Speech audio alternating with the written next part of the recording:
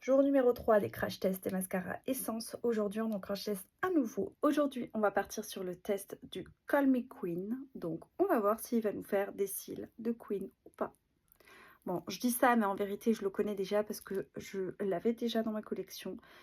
Je vais juste vous montrer qu'il est exceptionnel. Je vous montre la brosse, elle se présente comme ceci. Elle est plutôt petite, elle est même très petite. Avec des picots. Les picots n'ont pas tous la même taille, je ne sais pas si vous verrez bien. Il fait tellement moche aujourd'hui. En termes de luminosité, on n'est pas dingue, hein, même si j'ai ma lumière. Donc je vous montre la première couche. Vraiment juste sur la première couche, donc franchement je trouve que c'est pas mal du tout. Hein. Bon, de toute façon, je parle comme si je le connaissais pas, mais je le connais déjà. Et là, pour le coup, celui-ci, il ne m'a absolument pas du tout taché la paupière, parce que la brosse est vraiment très fine et en fait, elle dépose vraiment juste là où il faut, quoi. C'est parfait. La première couche a séché, donc là, j'y vais pour la deuxième. Hein. Comme d'habitude, moi, je pars toujours sur 2 couches. J'en mets pas plus parce que je trouve que ça fait, ça peut faire un peu pâté la troisième, donc je mets 2 couches. Je trouve ça suffisant. Donc il n'y a pas photo. Hein.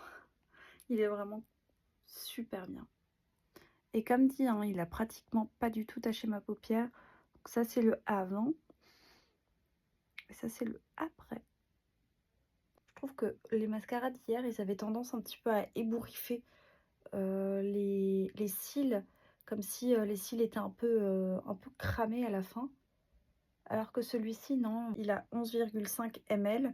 Donc c'est quand même un format classique hein, de mascara.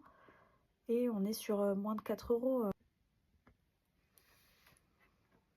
Donc, jour numéro 3, on valide. Si vous l'avez déjà essayé ou qu'il est sur votre wishlist, n'hésitez pas à me le dire en commentaire. Jour 3, validé. Maintenant, je vous dis à demain pour le prochain jour et pour le prochain mascara. Surtout, n'oublie pas de t'abonner pour ne louper aucun crash test.